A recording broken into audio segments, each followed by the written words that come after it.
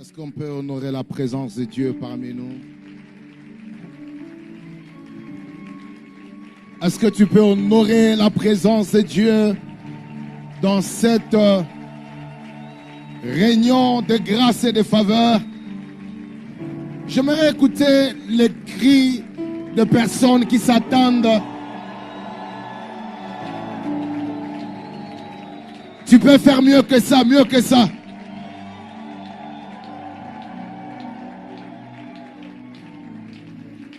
Alors fais cette prière après moi, Seigneur Jésus. Merci pour la grâce que tu me donnes d'être dans ta présence et surtout d'être exposé à la lumière de ta parole. Donne-moi un esprit attentif, capable de saisir tous les angles de cet enseignement. Au nom de Jésus, je déclare la distraction, la confusion n'ont pas de place ici. Je déclare mon esprit est connecté à l'onction de ce matin.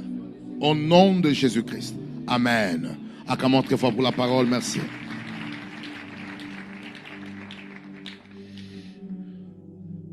Je vous salue tous.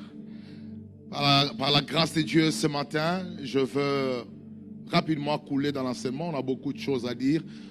On a essayé de mettre un fondement dans le premier culte, mais j'aimerais rapidement m'assurer que ce message est libéré fidèlement parce que Dieu a des objectifs à atteindre derrière cela. Est-ce que tu peux dire à quelqu'un bon appétit? Dis-lui ma façon de recevoir le message. Dis-lui ma façon de recevoir le message dépend de ma foi. Donc sois à l'aise à mes côtés, car je recevrai le message selon la taille de ma foi. Est-ce que... Alors, merci Pasteur Ken, merci Maman Nathalie, merci le collège des serviteurs, le pasteur, je fais allusion au Pasteur Héro, Pasteur Mehdi, Pasteur Yannick, tous les hommes de Dieu, Pasteur Christian, Pasteur Charlie, tous ceux qui font le travail à côté du Pasteur Ken. Vous êtes une bénédiction. Est-ce qu'on peut encourager les pasteurs, les hommes de Dieu qui font un travail merveilleux parmi nous? Que Dieu vous bénisse. Toujours béni d'être accompagné aussi par ma femme. Elle est une bénédiction pour moi, un soutien. Je t'aime encore.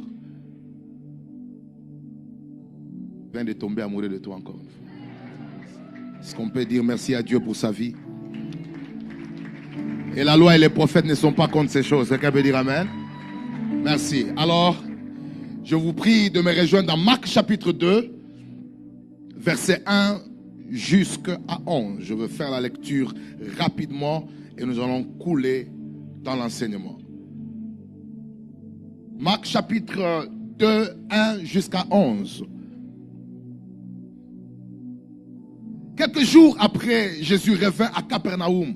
On apprit qu'il était à la maison et il s'assemblait un si grand nombre de personnes que l'espace devant la porte ne pouvait plus les contenir. Il leur annonçait la parole de Jean vint en lui et amena un paralytique porté par 4 hommes. Dis après moi 4 hommes. Comme ils ne pouvaient l'aborder à cause de la foule, ils découvrirent le toit de la maison où il était. Et ils descendirent par cette ouverture les lits sur lesquels le paralytique était couché. Jésus, voyant leur foi, dit au paralytique, mon enfant, tes péchés te sont pardonnés. Il y avait là quelques scribes qui étaient assis et qui se disaient au-dedans d'eux, comment cet homme parle-t-il ainsi? Il blasphème.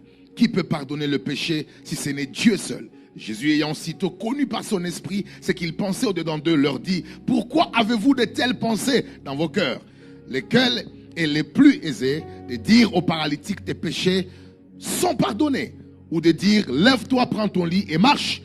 Or, afin que vous sachiez que le Fils de l'homme a sur la terre le pouvoir de pardonner les péchés, je te l'ordonne, dit-il au paralytique, lève-toi, prends ton lit et va dans ta maison. Et à l'instant, il se leva, prit son lit et sortit en présence de tout le monde, de sorte qu'ils étaient tous dans l'étonnement et glorifiaient Dieu, disant, nous n'avons jamais rien vu de pareil. Est-ce qu'on peut acclamer très fort pour la parole de Dieu?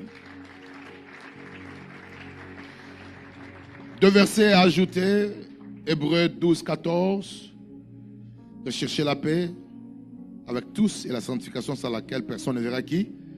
Le Seigneur. Romains chapitre 12, verset 18. 12, verset 18.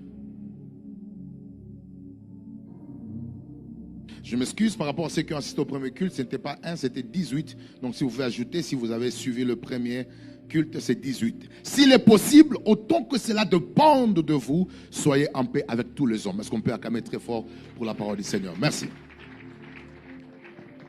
Et pour ceux qui écrivent, vous pouvez ajouter 2 Rois 4, 1 jusqu'à 3. Alors, je vais enseigner rapidement sur les bonnes relations et la vision. Rappelez-vous, chaque dimanche, on est en train de sculpter le même thème que Dieu a confié à son serviteur, le pasteur Ken, la vision et les sacrifices de préalable incontournables. Quelqu'un peut dire Amen? Et je voudrais aujourd'hui toucher sur l'angle de la vision, mais tout en insistant sur l'apport de bonnes relations et la vision. Quelqu'un peut dire après moi, les bonnes relations et la vision.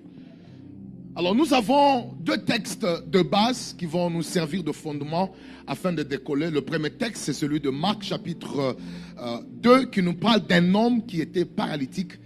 Paralytique, ça signifie il avait l'incapacité de se déplacer par lui-même, mais il avait une vision. Quelqu'un peut dire Amen?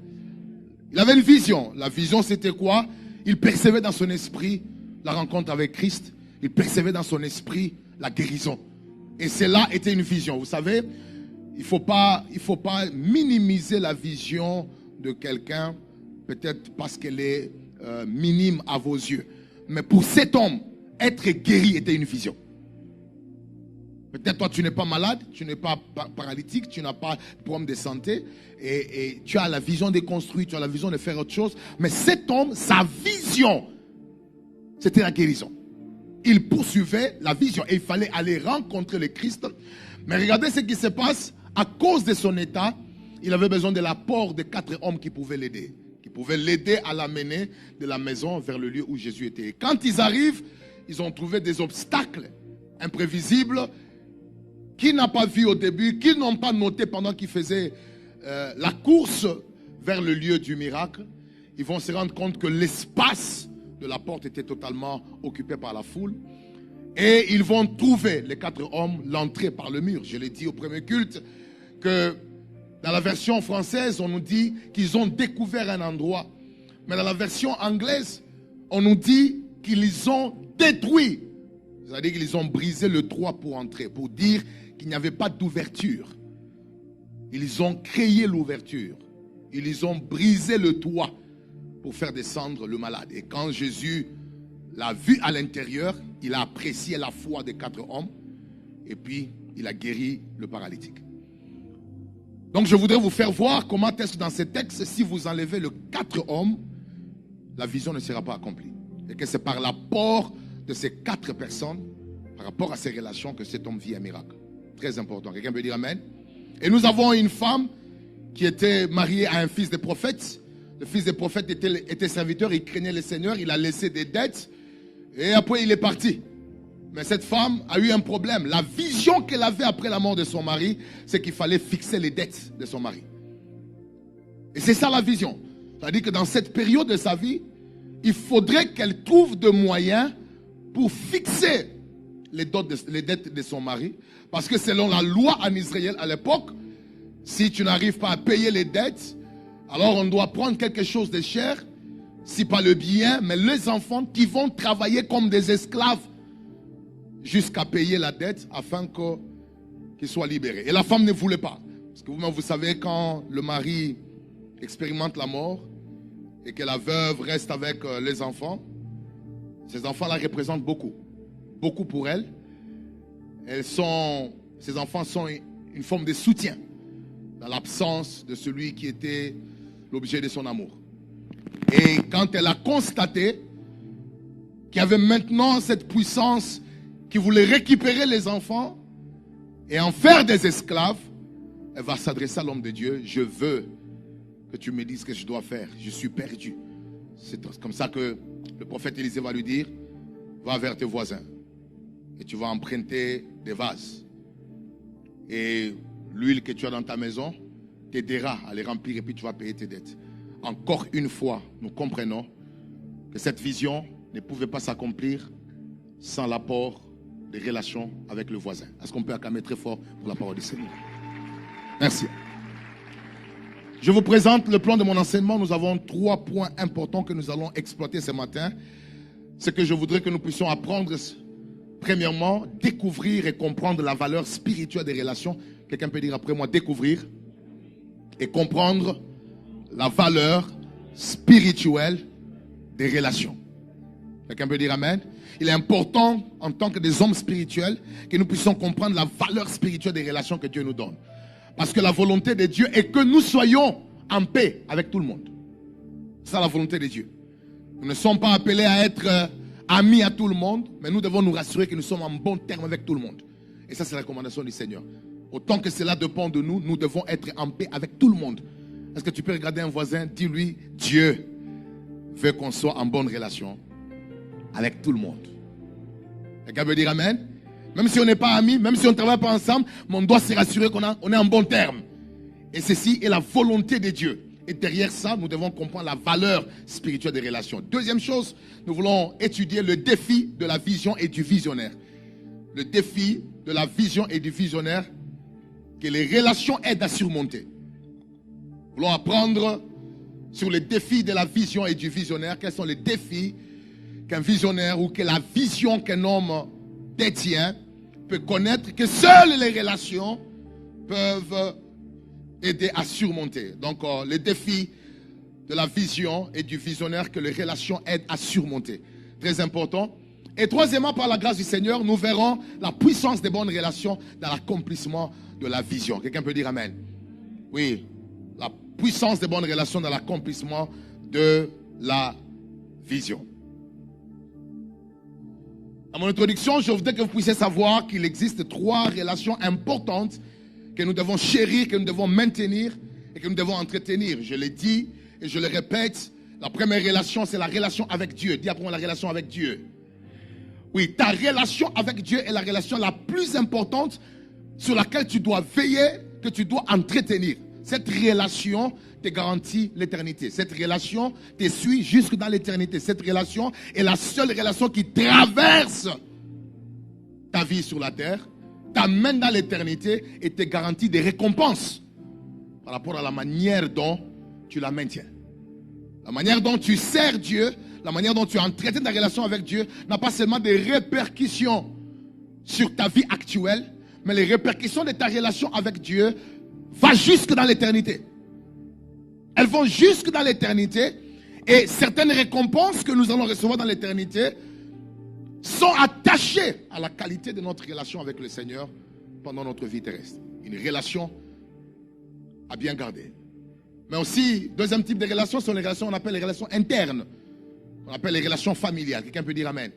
Vous allez constater que cette femme dont on a parlé de 2 Rois chapitre 4, même si les vases sont venus de l'extérieur, attention, quand elle est entrée dans la maison, le prophète a précisé que tu vas entrer dans ta maison avec tes enfants et ensemble, vous allez commencer à remplir les vases. C'est-à-dire qu'il y avait un apport des relations internes liées à la famille, liées à la maison, qui l'ont assisté dans l'accomplissement de la vision qu'elle avait. Et c'est très important, en tant que des enfants de Dieu, de ne pas négliger les relations familiales, parce que ce n'est pas par hasard que tu te retrouves dans cette famille-là.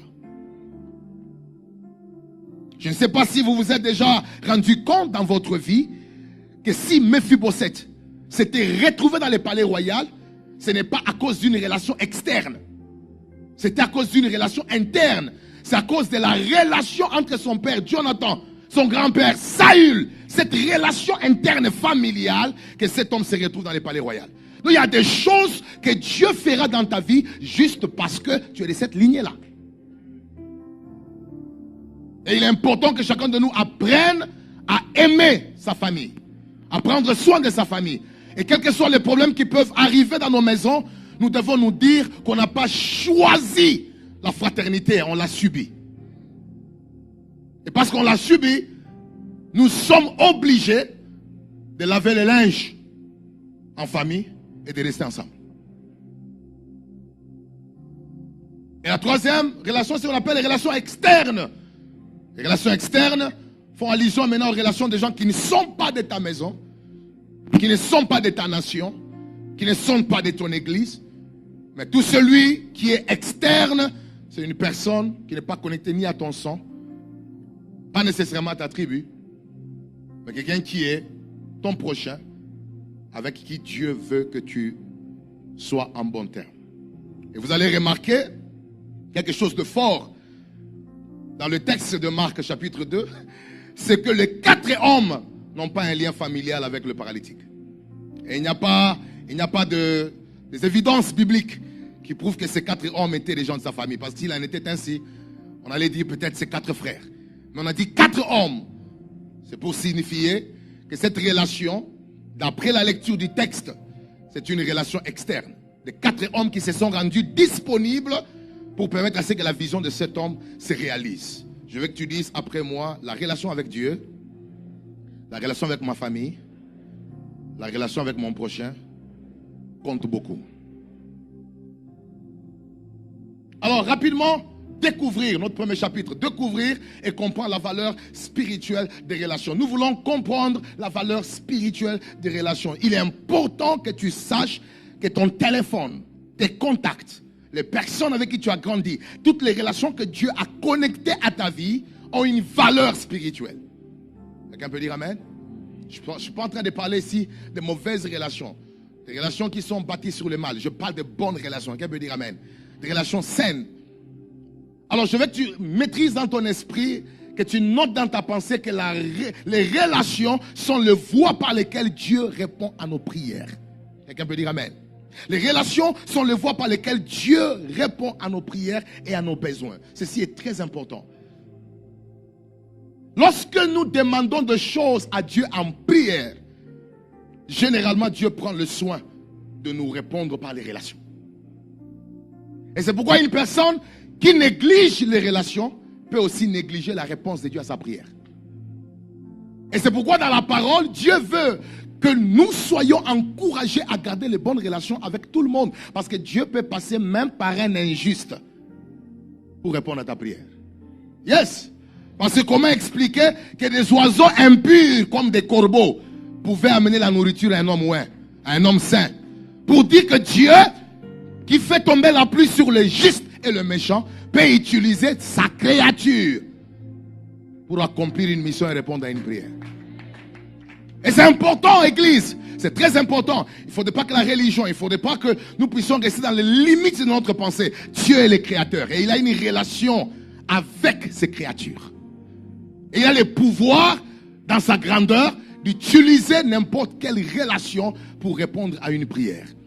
Et je voudrais que vous puissiez remarquer la chose qui se passe dans ces textes. Vous allez remarquer que cette femme, 2 Rois chapitre 4, 1 jusqu'à 3, elle vient présenter sa prière à Élisée. Ton serviteur est mort, voilà j'ai maintenant des dettes, le créancier est venu maintenant prendre les enfants pour en faire des esclaves. Qu'est-ce qui doit se passer? Écoutez, la réponse à sa prière est cachée dans la vie de ses voisins. On lui dit, va chez tes voisins. Va chez tes voisins. Là-bas, tu vas emprunter les vases. Et puis tu vas remplir. Qu'est-ce que vous constatez? Il n'y a pas le surnaturel ici. Il y a les relations qui doivent jouer afin de promouvoir la réponse à la prière. J'aimerais dire à quelqu'un, ce que Dieu ne te donne pas dans le surnaturel, il peut te le donner par les relations naturelles. Et je prie que toute personne qui est venue ce matin en ces lieux, qui a perdu beaucoup de relations, pendant que je te prêche, que Dieu te donne un cœur capable de restaurer les relations que tu as perdues. Ah, donne-moi un bon amen, je prêche la parole. Celui qui me dit 3 fois amen, que Dieu ressuscite les relations. Et je voudrais annoncer quelque chose de fort pendant que je prêche la parole. Je déclare à partir d'aujourd'hui que le Seigneur ressuscite les relations par lesquelles il va répondre à tes prières. Aujourd'hui, j'étais dans ma prière. Je passais presque une forme de veillée de minuit jusqu'à 5 heures, pendant que je priais vers 3 heures du matin, en train de préparer ces messages sur les relations. J'ai dit à Dieu, mais Seigneur, il faut que tu me permettes, avant que je ne prêche ces messages, que j'expérimente quelque chose. Vers 3h54, si j'ai bonne mémoire, je fais la prière, j'ai dit à Dieu, Seigneur, je prie pour que dans mes contacts ici, qu'il y ait quelqu'un dans mon téléphone qui ne va pas dormir, mais qui va m'appeler pour me dire qu'il veut me déposer l'argent. Bien-aimé dans le Seigneur, devant le Dieu que je prêche, pour qui on a sacrifié toute notre génération, notre vie, notre adolescence, 15 minutes après avoir formulé cette prière, j'ai la preuve dans mon téléphone, madame mes témoins, un homme vers 3 heures me fait le message, il dit, est-ce que je peux avoir votre compte Rawbank, parce que je me faire un dépôt, je n'arrive pas à dormir. J'aimerais dire à un homme qui a un Dieu au ciel, qui a la capacité d'utiliser n'importe quelle relation pour te permettre de vivre la réponse à tes prières. Oh, je déclare que s'il y a des prières que Dieu n'a pas exaucées, qu'il y ait des relations qui vont amener des réponses. Celui qui me donne un bon amen, cela arrive. Et je prophétise qu'à partir de maintenant, tu ne perdras plus les relations comme avant, parce que derrière les relations, il y a la réponse à tes prières. Rappelez-vous le jour où le prophète Esaïe est venu parler à qui? À Ézéchias. Il a dit, tu vas mourir. Le prophète Esaïe, plutôt le roi Ézéchias n'a jamais parlé au prophète Esaïe pour lui dire que non, pourquoi tu es venu me dire cette prophétie? Ça ne vient pas de Dieu. Il a laissé le prophète partir. Il a gardé une bonne relation avec le prophète. Mais lui est rentré vers la meilleure relation. Et quand il parlait avec la meilleure relation, il a dit, rappelle-toi que j'ai été intègre avec toi. Et le Dieu qui est au-dessus de tous les hommes va ordonner au prophète Esaïe, qui était déjà dans la cour, rentre, va voir cet homme, dis-lui que je viens de lui ajouter 15 autres. J'ai envie de dire à quelqu'un, si tu gardes une bonne relation, Dieu peut utiliser la même personne qui t'a amené une mauvaise nouvelle afin de te ramener une bonne nouvelle. Imaginez-vous si le roi Ézéchias, par colère, avait demandé à ses militaires d'arrêter le prophète Esaïe parce qu'il a donné un message qui ne l'a pas plu. Est-ce que le prophète Esaïe devait avoir encore le courage de rentrer pour lui donner le message? Celui qui me donne un bon amen, Dieu lui fait la grâce. Mais deuxième chose que vous devez retenir, c'est que les relations sont l'un des moyens par lesquels Dieu se révèle à nous. Quelqu'un dit amen? Les relations sont l'un des moyens par lesquels Dieu se révèle à nous. Vous mettrez entre parenthèses, Dieu révèle son cœur, sa nature, sa grâce, ses attributs. Quand je parle de la révélation de Dieu, c'est tout un paquet de sa nature, de sa compassion, de son amour, de ses attributs. Quand je parle de ses attributs, je parle de ses noms. El Shaddai, Elohim, Adonai. Quelqu'un peut dire amen. Dieu ne se révèle pas à nous seulement en prière. Il ne se révèle pas à nous seulement par des jeûnes. Il ne se révèle pas à nous seulement par des enseignements. Il ne se révèle pas à nous seulement par des prophéties. Il ne se révèle pas à nous seulement lorsque nous passons beaucoup de temps en prière. Dieu se révèle aussi par les relations. Les relations sont des plateformes de révélation de la personne de Dieu. Dieu utilise des relations dans la vie afin de se révéler à nous, de se faire connaître à nous. Luc chapitre 10, verset 33. Il y a un homme qui descend de Jéricho, de Jérusalem vers Jéricho. Il tombe entre les mains des brigands. Les brigands l'ont dépouillé, ils l'ont frappé, ils l'ont blessé, ils l'ont laissé à demi-mort. Le prêtre vient, il le laisse. Le lévite vient, il passe, il le laisse. Mais un bon samaritain arrive. C'est un homme. Mais quand le bon samaritain arrive, sans connaître le cause de la chute de cet homme, sans lui faire des interrogations, sans lui poser des questions, sans l'exposer à des choses qui pouvaient compliquer sa vie, il va directement commencer à bander les blessures. Il va commencer à verser le vin au-dessus de ses blessures, commencer à laver le corps de cet homme, et au final, il va le mettre sous sa monture. Vous imaginez un homme qui a son moyen de transport, sans savoir d'où tu viens, il laisse son moyen de transport, il te met au-dessus, et lui commence à marcher à pied. Et au lieu que ça s'arrête là, il va le laisser à l'hôtellerie. pour dire au chef de l'hôtellerie, prends soin de lui. Et puis quand je reviendrai, je te payerai le coup. Ça, ce n'est pas simplement une bonne relation, mais c'est une révélation de Dieu, d'un amour inconditionnel, de la grâce, de la faveur, du cœur de Dieu, de celui qui bande. Rapha est ici. Dis après moi, Rapha est ici. Parce qu'il prend soin des blessures, il guérit l'homme. Vous savez, Dieu, par les relations, il peut vous montrer son amour. Dieu, par les relations, il peut vous mettre en contact avec des hommes et des femmes. Quand ils viennent dans votre vie, malgré vos faiblesses, ils vous aiment. Malgré votre parcours, ils sont là pour vous. Demandez à Anne. Anne vous dira que ce qu'il a gardé dans le mariage, ce qu'il a gardé, parce qu'il y avait trop de mortification, ce qui a gardé Anne dans le mariage, c'est la révélation de l'amour inconditionnel de son mari. Parce que la Bible déclare que Anne était stérile, mais Elkana l'aimait. Je prie que Dieu te connecte à des relations où, malgré la présence de faiblesse, tu vas être en contact avec des gens qui sont une révélation du cœur de Dieu. Oh my God. Je dis une révélation de l'amour de Dieu. J'aimerais dire que si tu n'as jamais vu le Dieu amour, tu le verras par des relations que Dieu va déclencher ce matin. Si tu n'as jamais vécu la grâce de Dieu, que Dieu te donne des relations qui vont t'introduire dans la grâce. Donne-moi un bon amen, je parle. Vous vous demandez comment est-ce que Mephibosheth, malgré qu'il était boiteux, se retrouve dans la maison royale. Attention, sa relation avec son père Jonathan, c'est une relation qui a révélé la notion de la grâce. Et cette grâce-là de Dieu s'est manifestée à lui par la relation qu'il a eue avec son père. Elle dit que Dieu peut se révéler à vous. Il peut se manifester dans votre vie. Vous montrer son cœur. Vous montrer son amour. Vous montrer sa puissance. En vous donnant des relations qui vous préservent. Rappelez-vous de Moïse. Dieu vient lui dire quoi? Dieu vient lui dire, j'ai entendu les cris de mon peuple. Et puis je fais quoi? Je suis descendu pour faire quoi? Pour les délivrer. Mais pose la question à ton voisin. Est-ce que Dieu était descendu? Dieu n'est jamais descendu physiquement. Mais la Bible dit dans Osée que c'est par un prophète que Dieu a délivré Israël.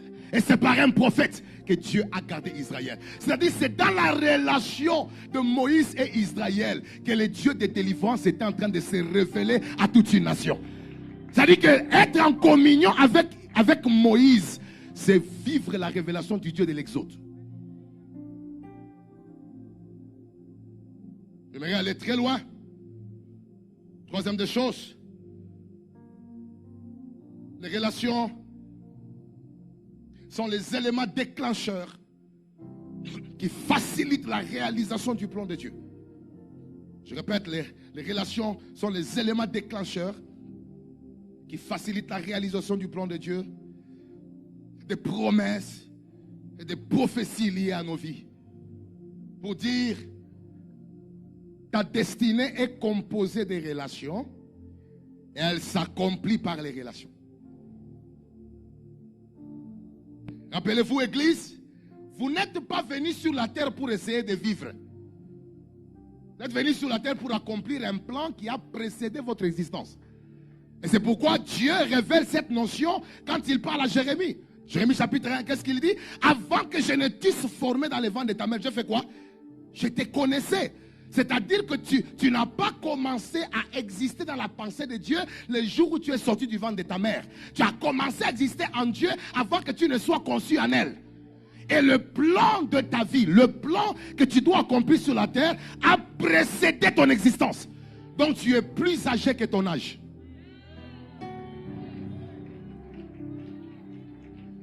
Regardez un voisin, dis-lui voisin, c'est le corps qui est jeune. Mais je suis plus âgé que mon âge.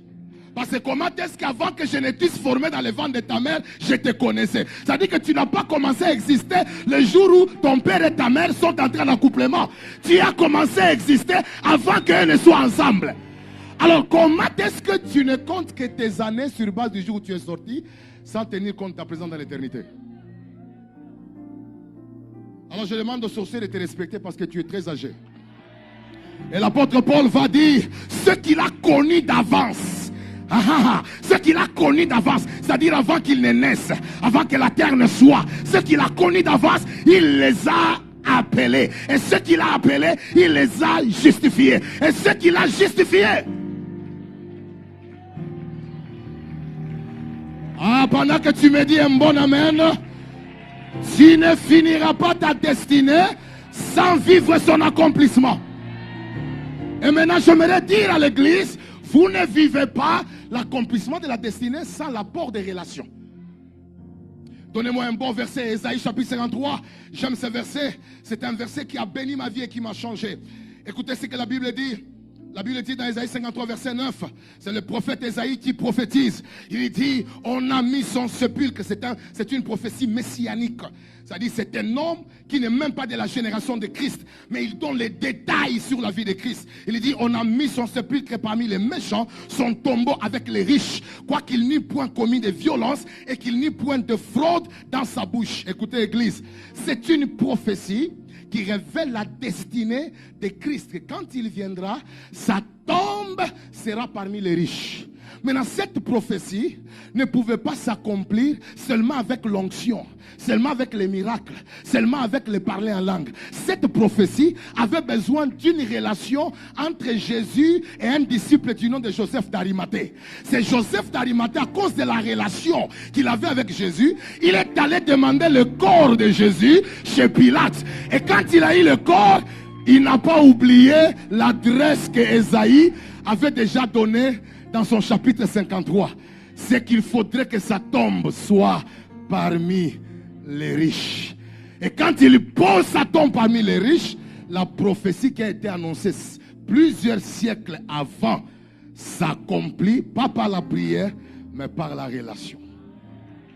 Je prie que les prophéties qui sont suspendues à cause de l'absence de relations, que Dieu ressuscite les relations qui vont amener l'accomplissement des prophéties. Oh, celui qui me donne un bon amen, je déclare. Cette année, avant qu'on arrive au mois de décembre, les prophéties de ta destinée vont s'accomplir une après l'autre. Oui, parce que, répète après moi, c'est pour la dernière fois que je perds les relations. À partir d'aujourd'hui, je chéris mes relations. Si tu as un téléphone, montre-moi ton téléphone. Montre-moi ton téléphone. J'aimerais prophétiser sur ton téléphone. J'ai envie de déclarer à partir d'aujourd'hui que Dieu commence à toucher dans ton téléphone les hommes et les femmes qui doivent jouer des rôles importants dans l'accomplissement de ta destinée et des prophéties. Je prie que ton Joseph d'Arimathée se réveille. De la même façon que le mien s'est réveillé à 3 heures, que Dieu le réveille maintenant dans ce culte. Celui qui dit Amen, que Dieu lui fasse grâce. Est-ce que tu peux bouger un peu comme ça, que ta prophétie bouge, qu'une relation bouge? Dis après moi, fire! Donnez-moi Zacharie chapitre 9, verset 9. Oh, je suis béni de constater ce qui se passe. Écoutez ce que Zacharie chapitre 9, verset 9 dit. La Bible dit, ça c'est le prophète qui est en train de voir dans une vision. Si soit transporté dans les Grèces, fille de Sion, pousse des cris de joie, fille de Jérusalem. Voici ton roi vient à toi. Il est juste et victorieux. Il est humble et monté sur un âne. Dis après, on monter sur un âne. Ça, c'est une prophétie que Zacharie voit qui parle de l'entrée de Jésus-Christ où? À Jérusalem. Et quand il parle de ça, c'est 500 ans avant.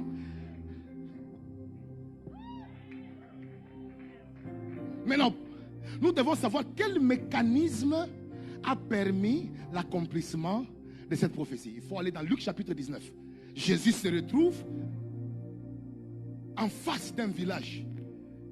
Il dit, en esprit, je peux voir très bien que l'anneau est là.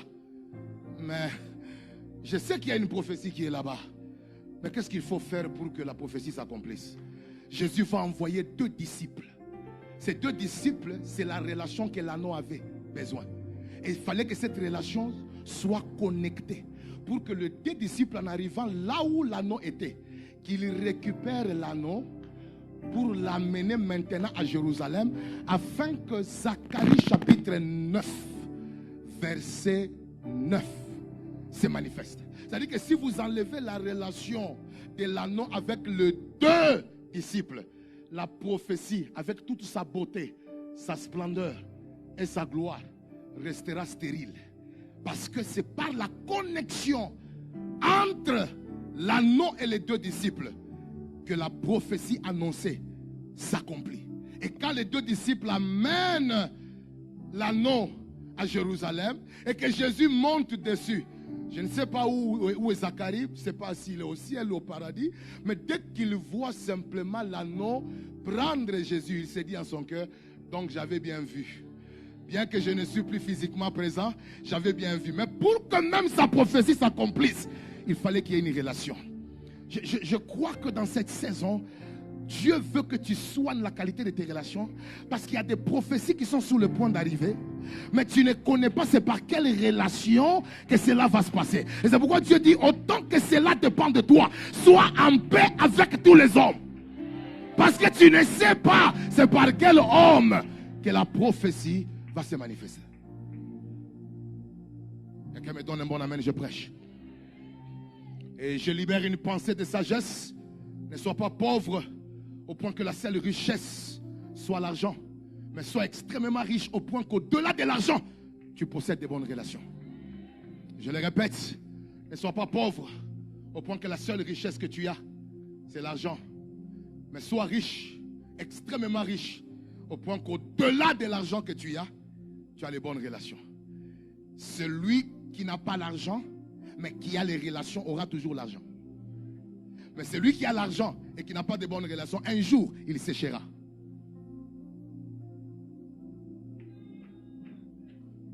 Demandez aux personnes qui avaient l'argent hier, aujourd'hui qui n'ont rien, ils vous diront que la leçon qu'ils ont apprise, c'est que les relations sont plus importantes que les richesses.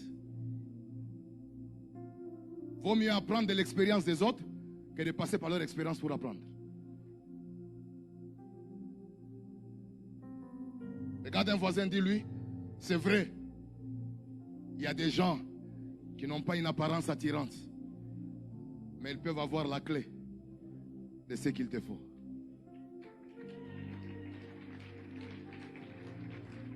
Bouge un peu sous la tête parce que tu es la personne stratégique dans cette saison que Dieu veut utiliser pour quelqu'un. Est-ce que tu peux répéter après moi? Même si les circonstances de la vie ne tournent pas encore en ma faveur, mais je suis une bénédiction pour quelqu'un.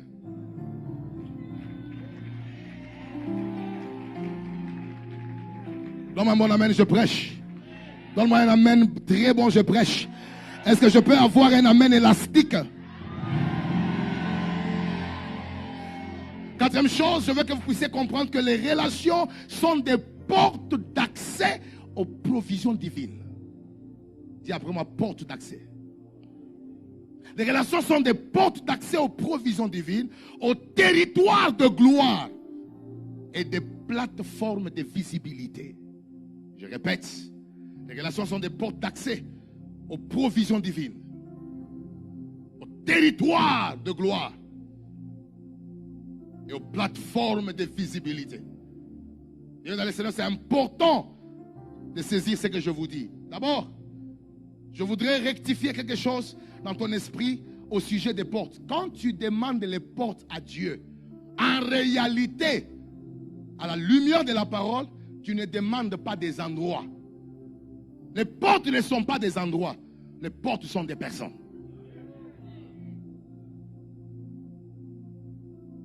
Parce qu'aucune porte d'un endroit très bien organisé ne peut s'ouvrir sans qu'il n'y ait quelqu'un qui l'ouvre.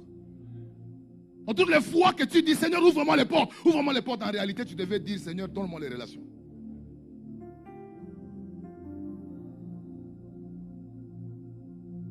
Alors, lorsque dans ton téléphone, tu as l'habitude de bloquer les gens, tu as l'habitude de chasser les gens, dans la vie, tu as l'habitude de briser les relations, je m'en fous, même si tu es parti. Écoutez, il y a des gens qu'on ne chasse pas dans la vie.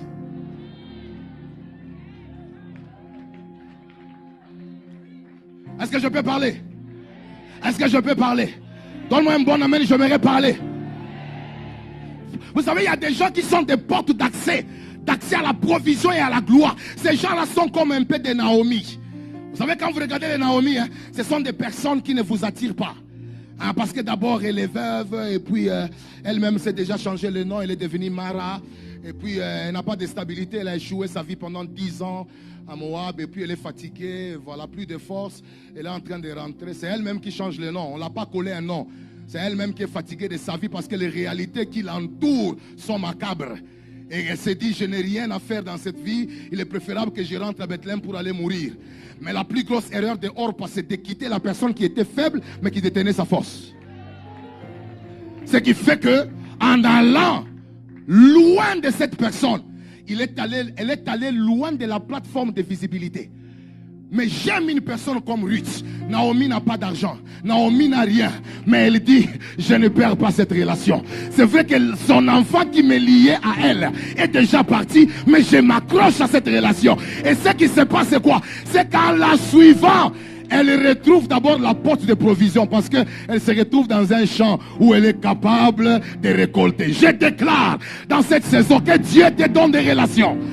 Des relations qui vont te donner la provision. Donne-moi un bon amen et je prêche la parole. Tu ne resteras pas pauvre si tu apprends à garder les relations. Il y a un Dieu qui opère derrière les relations. Et puis au lieu que ça s'arrête au niveau de la provision, de glaner dans les champs, mais cela est parti au niveau de la visibilité aux yeux de Boaz. Je prie que Dieu te donne la visibilité. Et que derrière ta connexion avec les personnes stratégiques, que les gens qui ne pouvaient pas te voir, te voient. Que les choses qui ne pouvaient pas te voir, te voient. Regarde un voisin, dis-lui, bientôt je serai visible. My God. Ah, celui qui me donne un bon amen, je prêche la parole. Est-ce que vous savez que il y a des gens qui sont comme des pierres? Même quand il a des faiblesses, il faut les garder. Parce que Pierre ne renie pas Jésus une fois. Il le renie 3 fois. Mais Jésus le garde. Maintenant, quand Jésus le garde, vous savez ce que Jésus gagne? Jésus gagne les grands leaders d'abord. Parce que quand il y a crise, quand il y a un problème de leadership, et qu'il y a un poste apostolique qui est vide, qui est la personne qui organise les remplacements de Judas qui n'est pas là? C'est Pierre. Il a un sens du leadership très avancé. Et puis au-delà de tout, la première moisson qui se manifeste, 3000 âmes. Jésus, écoutez, Jésus avait une église qui a connu un peu de problèmes. Son église avait 12 personnes. Et puis de 12 personnes, il est allé à 70. Et puis après 70, il a fait chute. Bam. Il est rentré à 12 parce que les 70 sont partis. Et puis voilà, après des réunions et tout, bon, il laisse quand même une église de 120 personnes. Et puis il s'en va. Lui n'a pas trop gardé l'église. C'est à nous qu'il a laissé l'église. Je crois que, connaissant les réalités de l'église, il a dit non. Mais 33 ans c'est bon. Et puis 3 ans de ministère. Je peux rentrer chez Baba Mungu pour aller me reposer.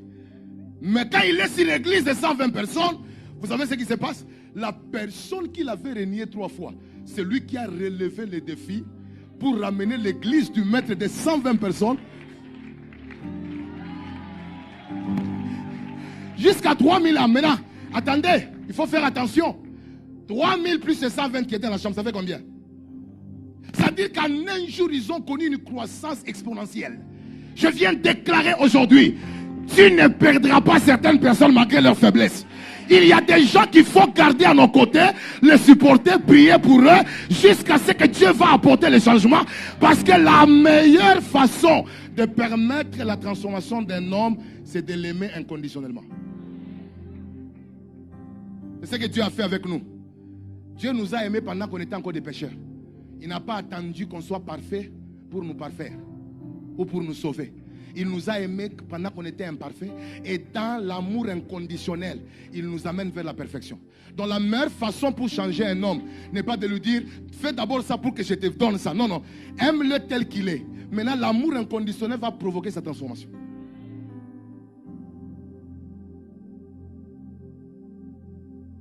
Est-ce que je peux prêcher la parole? Est-ce que je peux prêcher la parole? Et je voudrais rapidement vous faire voir une chose très importante, c'est que les relations sont des plateformes de préparation et d'aiguisement pour la gloire future. Les relations sont des plateformes de préparation et d'aiguisement pour la gloire future. Lorsque Dieu prépare un homme vers la gloire, il peut lui donner des relations qui semblent parfois le faire mal, les détruire, mais cependant c'est la stratégie de Dieu pour l'aiguiser. Est-ce que savez-vous que Dieu peut te faire passer dans une maison de Pharaon qui est ton père d'aujourd'hui mais ton ennemi de demain? Parce que Moïse se retrouve dans la maison de Pharaon qui fut son père dans le présent, mais dans le futur, qui deviendra son ennemi.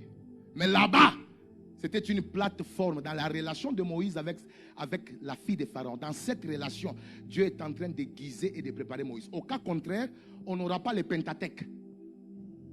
On n'aura pas le Pentateuque parce que le Pentateuque, c'est les 5 livres que Moïse a écrits. Genèse, Exode, Lévitique, Nombre et Deutéronome. Maintenant, la Bible dit qu'il a été instruit dans toute la science et la sagesse égyptienne. Comment il a été instruit et il est devenu capable d'écrire l'hiéroglyphe? C'est parce qu'il était en relation avec la fille de celui qui détenait la science de l'époque.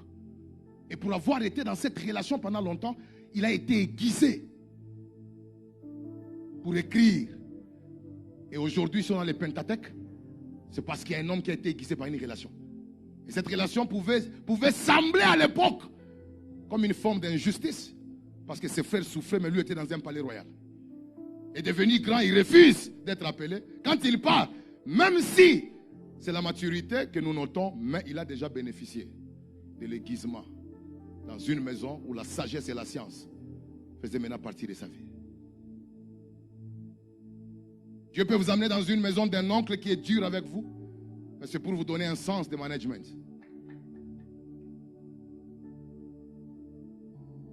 Parce que si tu ne sais pas garder les choses, tu ne sauras pas garder les hommes. Et parfois, Dieu nous connecte à des territoires où tu crois que c'est la souffrance, mais c'est la stratégie de Dieu pour te guiser. Savez-vous qu'il y a des gens, s'ils n'étaient pas chez cette tante-là, ils ne devaient pas finir les études. Parce que naturellement, c'est une personne qui n'aime pas la discipline. Dieu peut te connecter à une tante sévère, juste pour que tu finisses les études, parce que derrière ces études, il doit te donner une position stratégique dans la nation.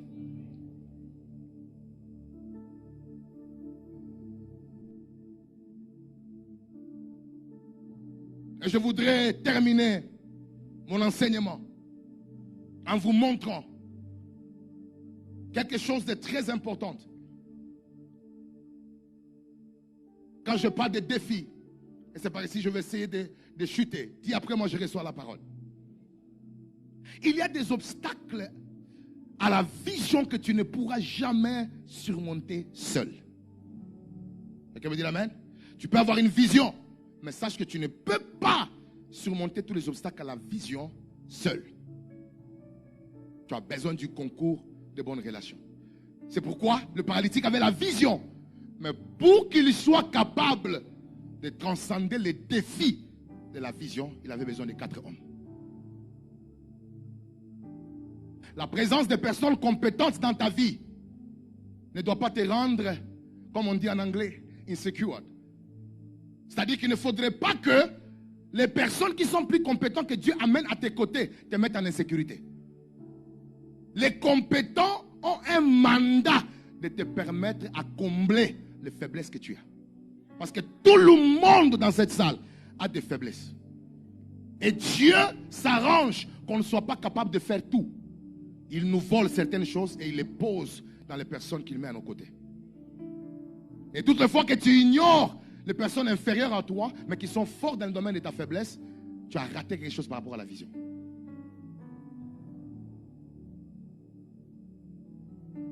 Je prie à partir d'aujourd'hui que Dieu te permette de considérer les personnes moins inférieures, mais qui sont fortes dans le domaine où tu es faible.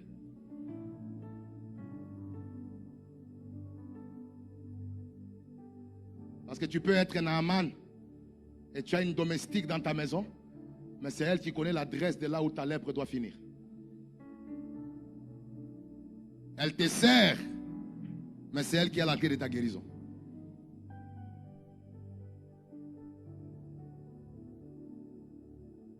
Et je voudrais insister sur un fait. Quand Dieu bénit un homme, il ne donne pas d'abord l'argent, il lui donne des hommes. Quand Dieu bénit un homme, il lui donne des hommes. La grâce de Dieu ne se manifeste pas d'abord dans l'obtention des choses. La grâce de Dieu se manifeste lorsque Dieu te donne des hommes.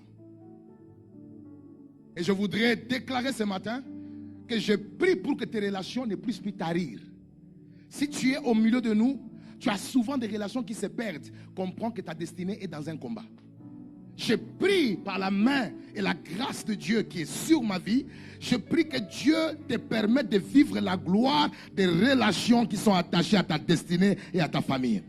Ah, je sens qu'il y a une révélation qui vient dans mon esprit. Je prie pour tous les enfants qui sont ici des parents qui ont eu de bonnes relations. Que Dieu suscite les relations des parents. De la même façon qu'il avait suscité les relations de parents de Méphibosheth pour le faire entrer dans la gloire. Que Dieu aille dans les relations de tes parents. Ah oui, même s'ils ne sont plus là. Que Dieu entre dans ces relations-là pour commencer à restaurer ta destinée. Celui qui me donne un bon amen et je prêche la parole. Est-ce que tu peux dire 3 fois amen et je prêche la parole? Alors dis à un voisin, il y a 4 choses qui arrivent lorsque tu gardes les bonnes relations. La première des choses que je voudrais dire à l'église, les bonnes relations nous donnent la vitesse dans la vision. Dis après moi la vitesse dans la vision. Est-ce qu'il y a quelqu'un qui peut faire un mouvement comme s'il voulait entrer en vitesse? Si tu peux les combiner même avec tes pieds, ça peut t'aider. Je prie que pendant que tu fais cet acte prophétique, que Dieu permette à ta vision d'entrer dans la vitesse. Il y a un Dieu qui active la vitesse lorsque nous gardons les bonnes relations. Rappelez-vous, ces paralytiques étaient entrés à la maison après tout le monde, mais il est sorti avant tout le monde. Rappelez-vous, le paralytique était entré après tout le monde, mais il a été guéri avant tous les malades. Je constate que cet homme a une grâce de la vitesse. Cette vitesse fait que le paralytique de 38 ans a fait 38 ans sans être guéri parce qu'il n'avait personne. Mais lui, en un jour, ce qui a pris 38 ans a pris un jour. Je prie que les choses qui ont pris beaucoup d'années dans la vie des autres prennent juste un peu de minutes chez toi. À cause de... Oh, celui qui me dit amen, les relations arrivent. Je déclare à partir d'aujourd'hui que Dieu te donne la vitesse dans l'accomplissement de tes projets. Tu me dis amen et je prêche la parole. Toi, tu ne feras pas 30 ans pour construire un villa. Tu ne feras pas 15 ans pour entrer dans le mariage. Je demande à Dieu de te donner la vitesse. Ah oui, donne-moi. Écoutez, est-ce que je peux parler à tous les sœurs qui s'attendent au mariage cette année? Mariage, si tu es là, frère. Mariage, si tu es là, dis après moi, c'est ma saison. Dis après moi, c'est ma saison. Quelqu'un peut bouger un peu comme ça, je vais dire quelque chose. Connaissez-vous les fiançailles les plus courtes de la Bible? Les fiançailles qui ont pris moins de temps dans la Bible, c'est les fiançailles de qui? C'est les fiançailles de Rebecca. Rebecca a rencontré le serviteur qu'on a envoyé en un jour. Il l'a amené chez ses parents. Et puis après, ils ont passé la nuit. Et tôt le matin, ils sont allés et arrivés chez l'homme. La Bible dit, Isaac l'a connu et il fut consolé. Un mariage, presque des fiançailles qui ont pris pour être juste 48 heures. Je prie que la grâce de la vitesse, qui est liée aussi, même dans les relations, je prie que cela te soit accordé. Si c'est possible que dans une semaine, qu'il y ait la prédote et la dot, et qu'un mois après que tu tombes enceinte, et puis 9 mois après, tu mets au lieu d'un seul, tu mets 4. Et puis tu te retrouves à côté de ceux qui ont fait 10 ans avec 4 enfants, mais toi tu n'as fait qu'une année. Celui qui me donne un bon amen, que la grâce de la vitesse te soit accordée. Dis après moi fire. Dis après moi fire. Deuxième, je dis après moi deux. C'est que les bonnes relations peuvent t'amener au sommet. Dis après moi au sommet. De toute cette maison où Jésus était, la seule personne qui a déjà été sous le toit et qui est descendue, c'est qui? C'est les paralytiques. À cause de qui? Des relations de 4 hommes. Je prie que cette année que tu ne restes plus en bas. Que Dieu te fasse monter. Que Dieu te fasse monter. Les gens vont croire que là où tu es c'est la fin. Mais ils ne sauront pas que il y a des relations que Dieu est en train d'amener, qui vont t'amener au-dessus. Dis après moi au sommet. Dis après moi au sommet. Tu seras la première personne dans cette famille-là qui va atteindre un niveau qu'aucune personne Ah, dis après moi fire.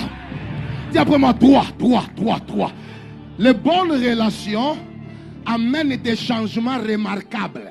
Dis après moi des changements remarquables. Dis après moi des changements remarquables. Je ne sais pas si vous vous êtes rendu compte que le paralytique était entré par une voie privée, mais il est rentré par une voie officielle. J'ai pris que les gens qui ne t'ont pas vu comment tu étais entré, qu'ils remarquent comment le jour où Dieu va te présenter. Donne-moi un bon amen et je prêche la parole. Celui qui me dit amen et j'avance. Dis amen et j'avance. Est-ce que vous savez que le paralytique était entré dans la maison couché, mais il est sorti debout en train de marcher? Je déclare que ta position va changer. Si aujourd'hui tu es par terre, Dieu va t'amener debout. Celui qui dit amen et debout fait un acte de foi. Ça fait longtemps que la maladie t'a couché. Ça fait longtemps que les problèmes t'ont mis par terre. Je déclare que Dieu te donne des relations qui te mettent où? Debout. Donne-moi la main, je prêche. Et pendant que j'ai lu ce texte, le pasteur me dit, j'ai compris que dans les relations, on a besoin de gens comme ces 4 hommes. C'est que, quand vous lisez ces textes, on ne connaît pas leur nom. C'est la dimension d'effacement. Tu ne peux pas être une bénédiction pour quelqu'un dans une relation si tu veux qu'après l'avoir l'aider qu'on te connaisse. Ces hommes, après avoir atteint la vision dans la vie de cet homme, leurs noms ne sont pas mentionnés. Je prie qu'à partir du jour que Dieu te donne l'humilité, lorsque tu as été une bénédiction pour quelqu'un, même si ton nom n'est pas mentionné, mais au moins tu as accompli ce qu'il fallait accomplir. Mais que Dieu te donne aussi des hommes, quand ils viendront dans ta vie, lorsqu'ils ont atteint la mission, qu'ils ne cherchent pas la crédibilité, que Dieu lui-même puisse les récompenser. Et puis ce que j'aime avec ces gens, quand ils ont fini d'accomplir la mission, ils ont disparu. Quand ta mission finit, disparaît. Parce qu'il y a un Dieu qui t'a mandaté pour être une source de bénédiction pour quelqu'un. Et ce qui me plaît quand je finis ce texte, c'est de constater que cet homme, quand il quitte de la maison, je suis simplement béni de voir que le lit sur lequel il a été porté, c'est lui maintenant qui les porte. Lorsque Dieu t'a donné des hommes et des femmes qui t'ont soutenu, n'oublie pas les choses qui t'ont soutenu. Regarde un voisin, dis-lui, ce n'est pas pour rien que Dieu va te bénir par les relations. C'est pour qu'en retour, que tu sois capable aussi de porter les personnes qui t'ont porté. Que le Seigneur Dieu bénisse. Que le Seigneur Dieu bénisse sa parole.